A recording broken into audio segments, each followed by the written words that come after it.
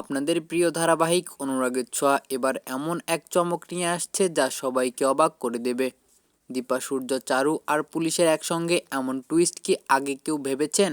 তাহলে আসুন পুরো গল্পটা জেনে নেই। দীপা জানতে পারে সেদিন জয় চুরি করা হাতটি তার ব্যাগে রেখে তাকে ফাঁসানোর চেষ্টা করেছিল। সে সিসিটিভি ফুটেজের মাধ্যমে সবাইকে সত্য দেখিয়ে দেয়, যা দেখে পুরো পরিবার চমকে যায়। সবাই দীপার কাছে ক্ষমা চায়, তবে দীপা পুলিশের কাছে যাওয়ার সিদ্ধান্ত নেয়। অন্যদিকে চারু সূর্যকে ফাঁসানোর এক চক্রান্ত করে। সে মুম্বাইয়ে বিয়ের আয়োজন করে, যেখানে দীপার আমন্ত্রণ জানানো হয়, কিন্তু দীপা টের পায় চারুর অন্য উদ্দেশ্য আছে। সোনা চিৎকার করে চারুর আসল রূপ ফাঁস করে দেয়। চারু বন্দুক তাক করতেই পুলিশ এসে তাকে গ্রেফতার করে। শেষে অলি তার ভুল বুঝতে পেরে মা বাবাকে একত্রিত করে। এমনই নাটকীয় মুহূর্তে শেষ হয় ধারাবাহিকের এই পর্ব। আপনার কি মনে হয় এই গল্পে আরও কি চমক আসতে পারে? কমেন্ট করে জানাবেন।